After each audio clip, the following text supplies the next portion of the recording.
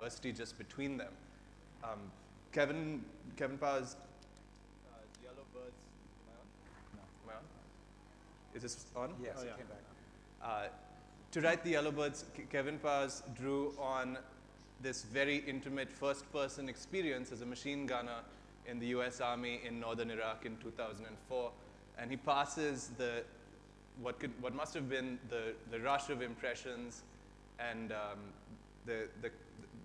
all of the factors that cloud the first-person experience of combat into an incredibly lyrical and introspective and moving, revealing. Hello. Now we are 3 or 4. Hi, how are you? Greetings. Incredibly lyrical and introspective novella about war and specifically the aftermath, the aftermath of service in war. Adam Johnson's The Orphan Master's Son is very different in a certain regard. It's about it's about penetrating a society that's about as unfamiliar as it's possible to be. He somehow parts the ironclad secrecy of the regime of North Korea and pulls out enough details to put together a beautiful and light-footed and oddly non-oppressive story about an orphan named Jun Do and his life living in an incredibly repressive society. And very thrilled that Kamila Shamsie has made it because she also kind of fixes the third coordinate with a very different kind of novel of war again, which is A God in Every Stone. Takes us back 100 years to the trenches of France and Flanders, which are, of course, as well remembered as any conflict has ever been. But over there, we find, we are introduced to characters who are not well remembered at all. In this case, a battalion of Pathan soldiers, part of the British Indian Army, who were taken over to that very alien land and that very alien conflict. And we meet 2 of them, who we then follow back to British India, to Peshawar, where they enter a world of a very different kind of conflict around the time of the independence movement and building towards a climax at the tremendous and tragic massacre at the Qissa Kawani Bazaar, which, for those of you who are unfamiliar, it was equivalent. It was an event in Peshawar 10 years after Jallianwala Bagh that was equivalent in its significance and nearly equivalent in terms of how many died. So, all three of these novels join a tradition of novels of war that is of course, as old as literature itself. And here in India, as in the West, the starting point of our literary canon are these stories of epic soldiers going to battle. And all the way from Homer up to about Hemingway, it was possible for someone like the late literary critic John Bailey to say that to write about war was the natural thing. And they, the novelists, did not exactly worship the demands of hateful Ares, but they knew that war was hell. And war as hell was the proper field of the heroic, and thus of narrative itself. What happened in the 20th century is that after 2 world wars, it wasn't really possible for literary novels to sustain suddenly the classical themes of glory and gallantry and even glamour that they had for so many centuries. And suddenly war and the lives of people in war became visible to us as stupid and squalid, often wasted or obscene. And as often as not, the enemy in war emerged not as the person on the other side with their gun facing you, but something within. And war became a way of looking into the void. So I wanted to begin by asking you, in the long course of how war has been treated in novels, where you found your novel sitting. And you're probably just catching your breath, Kamila. But because your novel is almost the most traditional in its setting and in its form, I wanted to ask you whether you found any possibility, any potential for those older themes of glory and glamour. Well, the thing that struck me as you're reading that John Bailey quote about war being the natural theme of the novel is I thought, well, he's nicely removed all women writers pretty much ever from literature with that one statement.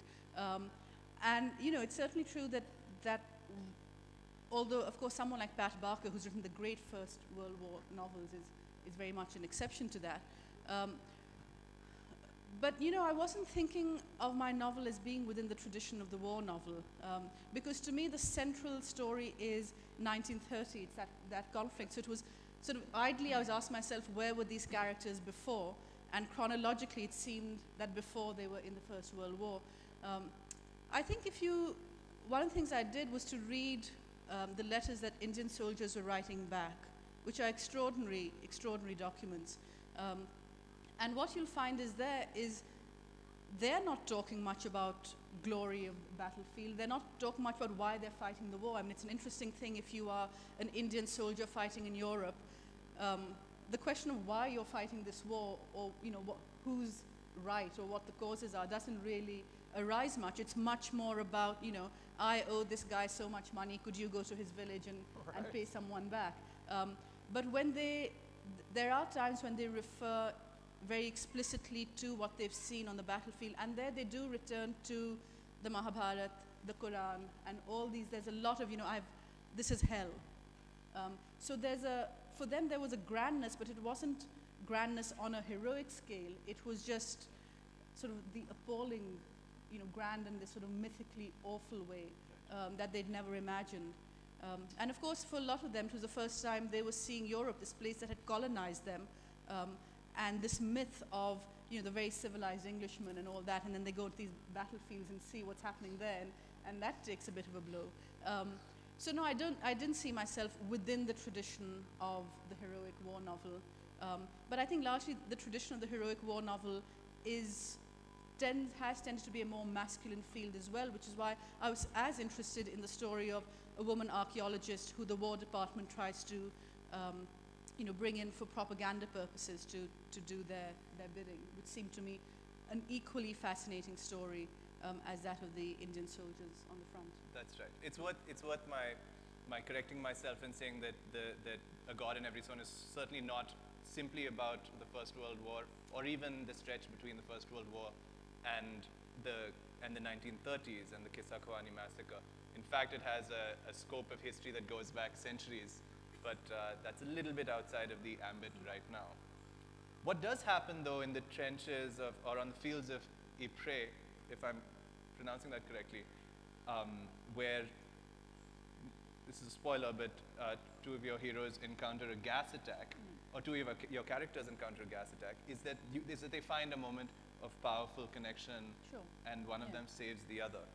And we could contrast that moment with a line from Kevin's novel, which I think is one of the lines that's almost aphoristic and is going to be preserved in a lot of people's minds who read the novel. And he says, he writes there, "I'd been trained to think of war as the great unifier, that it brought people closer together than any other activity on earth. Bullshit. War is the great maker of solipsists. How are you going to save my life today?"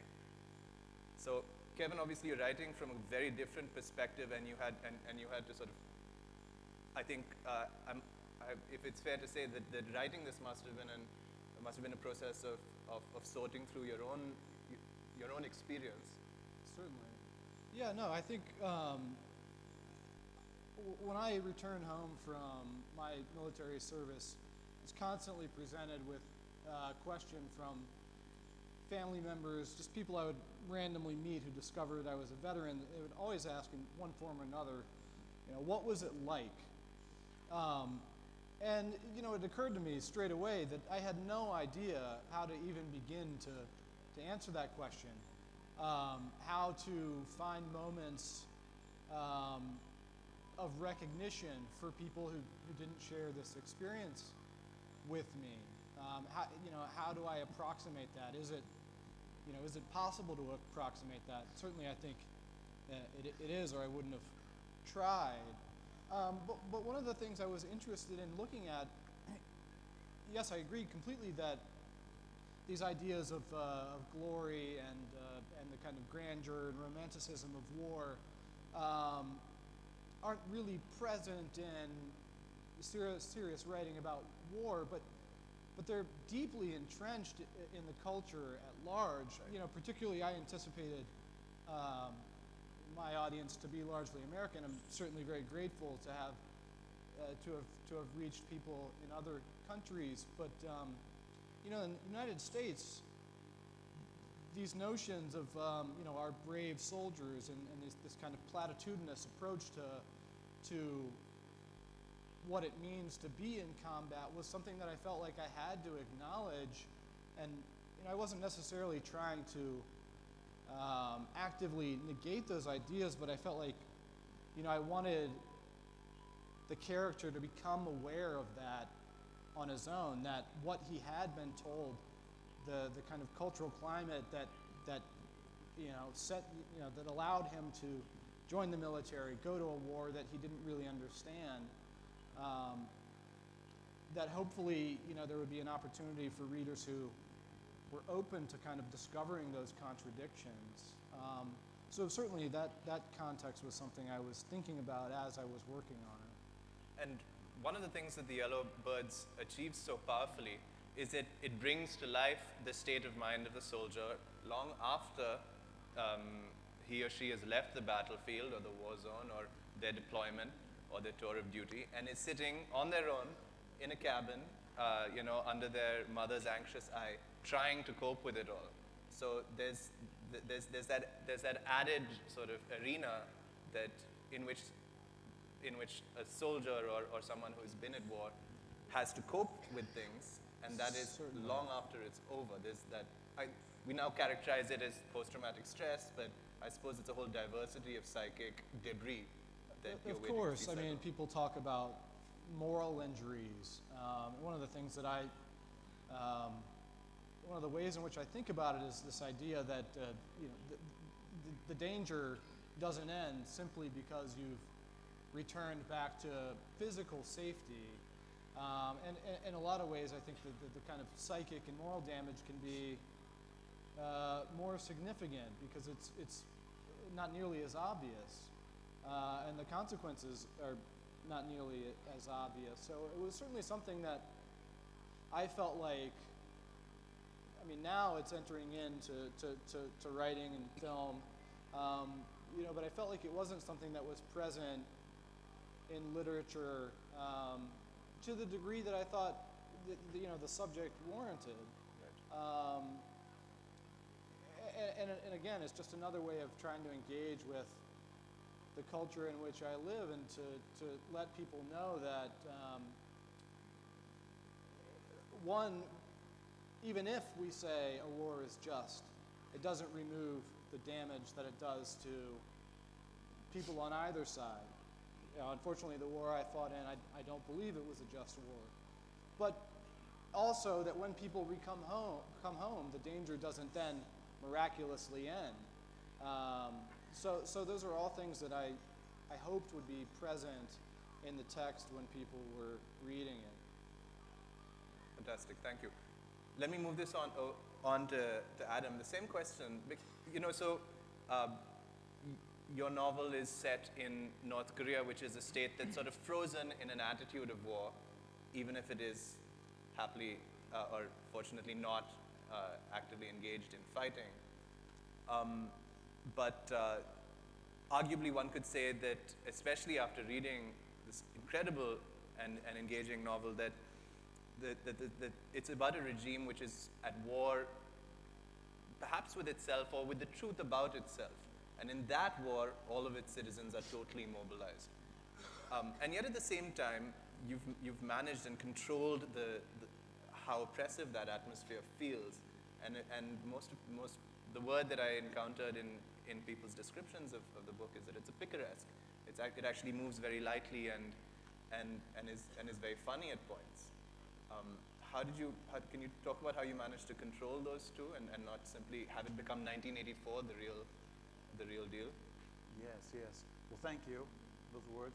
It's great to be on this panel. Thanks to everyone who came today. Can people hear me? Yes, okay. Well, you know, I think where war in North Korea intersect is with trauma. you know, and that's the work of the novel, is to explore the ramifications of whenever there's a tear, a rift in the fabric of normal life, trauma is caused. And that can be caused by any number of things. You know, in studying North Korea and in talking to people and engaging the stories of people who left that place, it seemed to me there was like a national trauma going on there. In the same way, a war could traumatize an entire society. There's such a perversion of how the family works, a perversion of our own hopes and desires that are warped and co-opted by the state for, you know, the profit of a single member regime. That trauma was there in every kind of voice I encountered. You know, the question for me is how to tell a war story. I don't know that I'll ever come to terms with what war is, but what is trauma and what does it do to people? And, you know, when you talk to people who've been traumatized, you see these elements.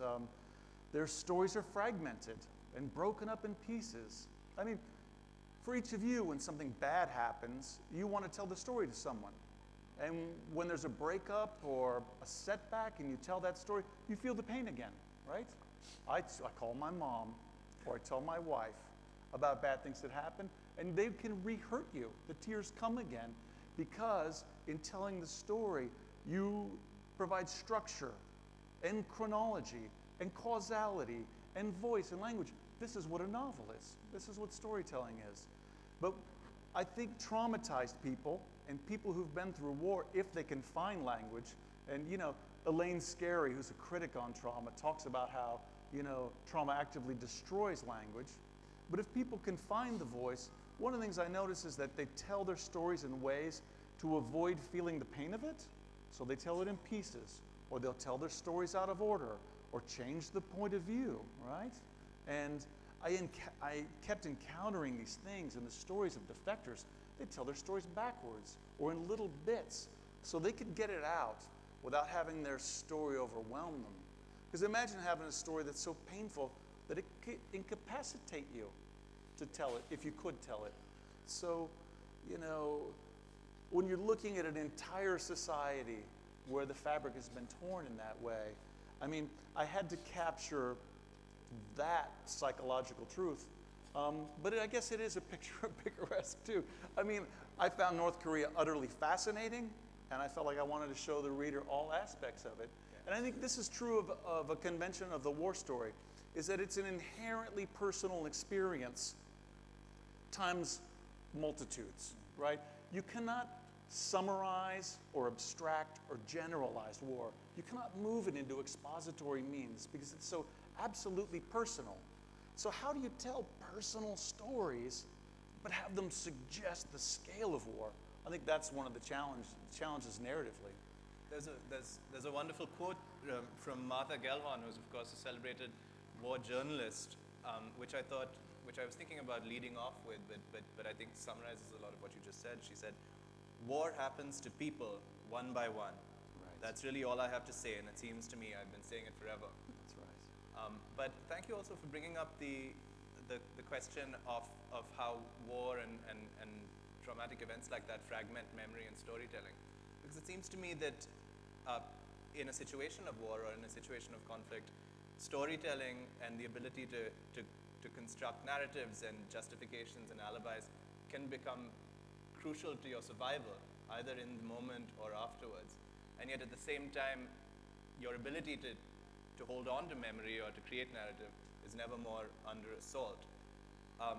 And that can remain true decades later, a century later, when entirely different political pressures and different pressures are working to either overlook or to recognize alternative narratives.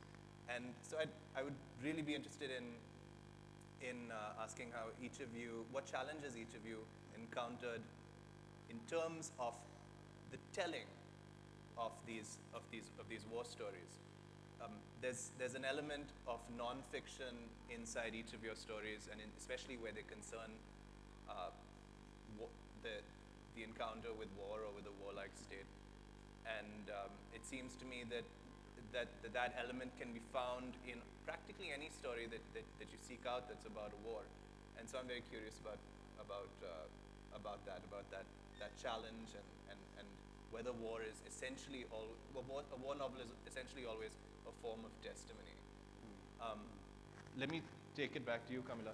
You must have had to, in a sense, you were excavating a chapter of history that has been forgotten, I think, for reasons of convenience, or just left aside, because neither of the two states that would normally be the trustee of this great episode, this great and terrible episode of Indians fighting, and South Asians fighting in the Great War, have any use for it anymore. I think it's also, it's problematic when you have nations that are quite young. Yeah. You know, I mean, when you had, post 1947 or leading up to 47, you had nationalist rhetoric, you had nationalist stories. What do you do within that, with the stories of the Indians who served the British, who fought the British wars? I think on both sides it became, this sort of odd thing is, do you honor them for, going off to fight in these awful places, or do you sort of throw scorn on them for not having stood up to empire? And I think particularly around the Second World War, this became really fraught, that, between 1913 and 45, there were soldiers in the British Indian Army going off fighting the Second World War, while, here, there was a very different kind of war being fought. So I think it just became inconvenient. It wasn't part of either side's national narrative. And the numbers are staggering. Over 1 million Indians, and I use that phrase quite happily because pre-partition, over 1 million Indians went to take part in the First World War, of whom more than 600,000 were combatants. It's an extraordinary number, and if you think about the fact that largely the British Indian Army would get its recruits from very small parts of India. So those very small parts suffered enormously. There's a monument stone in Lahore which has the name of a tiny village. It's so small I couldn't find a reference to it. So it must be a village, maybe a few hundred. And it says, from this village, 200 men went to war, 100 died. And it's extraordinary to think of the sort of decimation that was done. But again, it was small pockets of India, so it wasn't even a fully national loss, even at the time it was happening. Right? Yeah. Much of the country wasn't suffering it. But part of the challenge became actually the fact that there have been so many extraordinary novels written about the First World War. There are the Pat Barker books, of course. There's All Quiet on the Western Front, which is amazing. I, in fact, read All Quiet on the Western Front and your novel back to back a couple of years ago, which was an amazing experience because there's so many echoes. You think 100 years later, they're just, so it was, not the most cheerful reading, but extraordinary reading, and I recommend to anyone to do that. So it becomes, how do I, in a novelist way, because as Adam was referring to, as a novelist, your primary concern is, how do I tell this? And mine was, I'm not going to try to do what these other writers have done. And so in some ways, actually, we're on the battlefield for a fairly short time. We spent a longer time in the Brighton Pavilion, where a lot of the Indian soldiers were sent to convalesce. And that seemed to me a really interesting story, largely not told. I mean, just imagine you're an 18-year-old man from somewhere in Punjab or somewhere in the Peshawar Valley, and you've lived in the British Empire your whole life. You've never actually been to Britain. You go to France, you're wounded, and your first sight of Britain, the home of empire, is you arrive on a hospital ship to Brighton, probably high on morphine or something.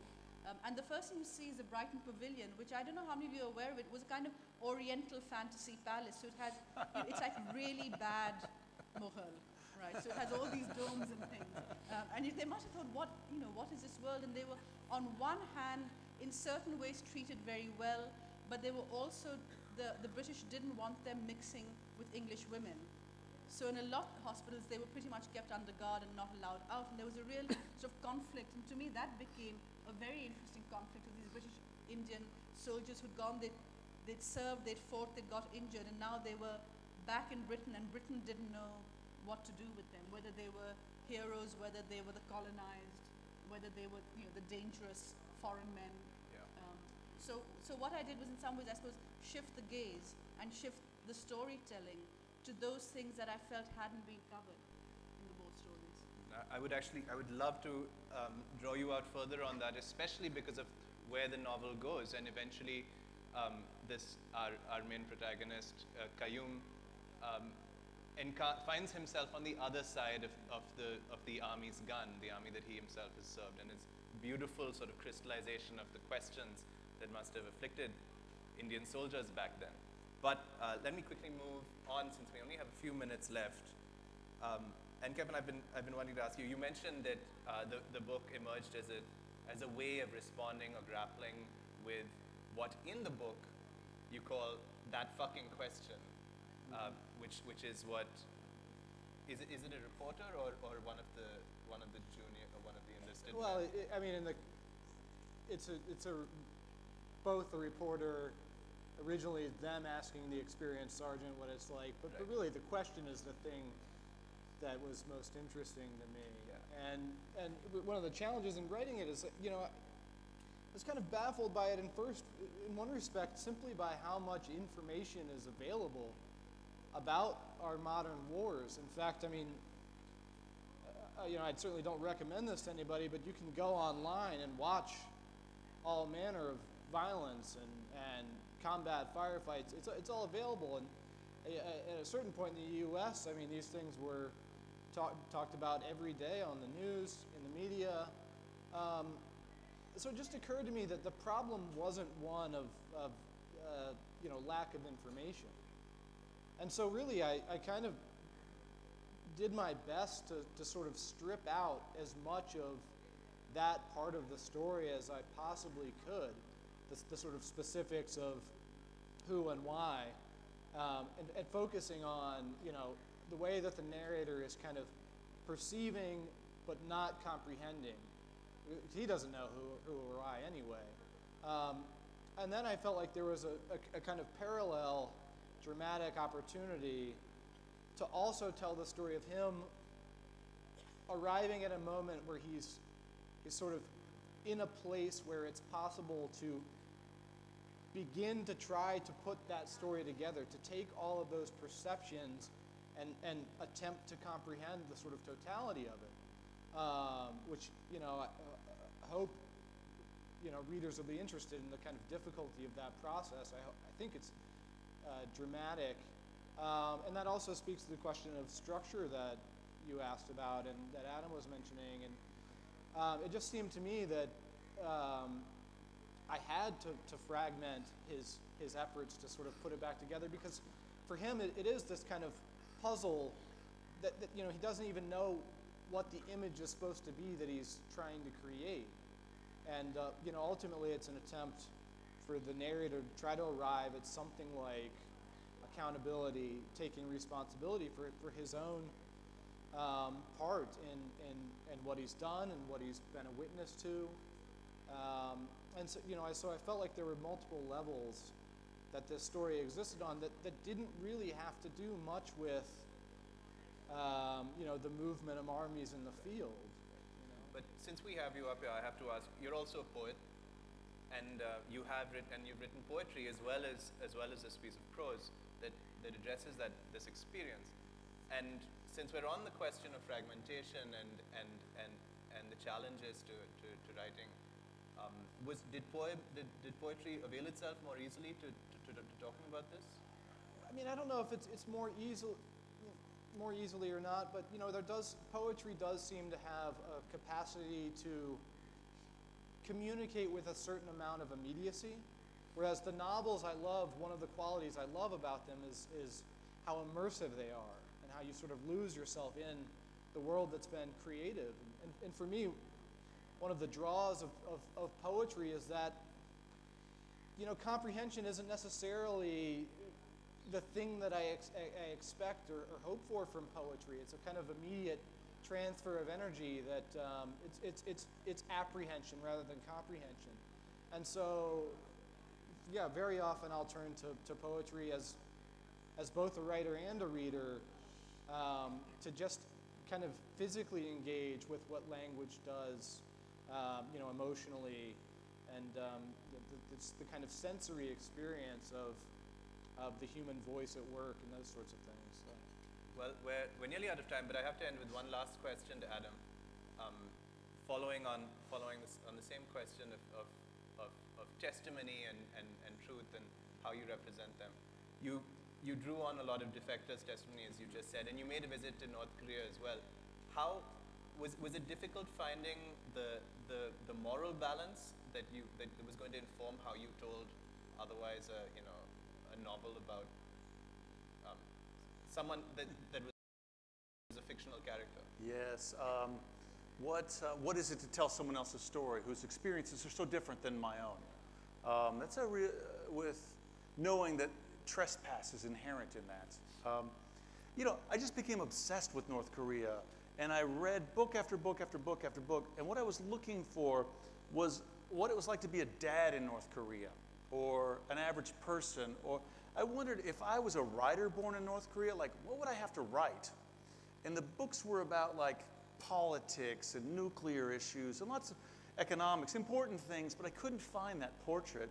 And what I realized is that those portraits weren't in books yet. They were online. NGO workers, aid workers, missionaries were making these interviews available online. And I just, once I found that, and I found propaganda, the story that North Korea tells about itself, a very sacred story, then I became obsessed, and that's when I turned from a reader to a writer. And like every day, I asked myself, like, who am I? Like, I'm some white dude from California. Like, I'm not Korean. I didn't speak Korean. I still ask myself that question. Who am I to write that book? But as I started writing, trying to capture maybe a single voice from North Korea, I kind of realized, like, this is the one place in the world in which nobody's allowed to tell their story. Right. And this story didn't exist at all. Right. And, I maybe got it wrong. And if I did, I will apologize when the time comes. But I won't know until North Koreans are free to tell their own stories. They don't even have books like we know books. Everything there is propaganda, unless you're a super elite.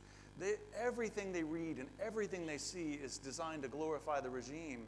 And that's why lots of the world makes fun of them, because they can't answer back.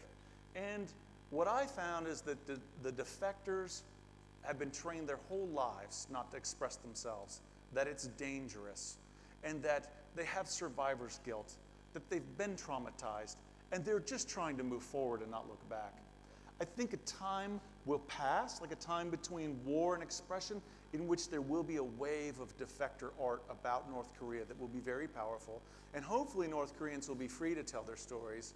And I think a lot of my book was factually right. I researched it a lot. But what is the psychological truth of being raised in that world? That's what I could only guess at and project my heart toward. And if I'm wrong about it all, then at least I tried and started a conversation. I doubt that you are. Well, that's all we have time for. We have charged through some really profound and difficult questions. Thank you so much to all three of you for taking on very enormous questions. And please look out for them. They all have sessions later on. And everyone, root for Kamila this evening. She's a god in every stone is up for the DSC prize. It's on the short list. That'll be decided this evening. Wow. Very exciting. I won't jinx anything. Good luck. We'd like to thank Kamila, Kevin, Adam, and Raghu for a wonderful session. The next session is going to start in 5 minutes.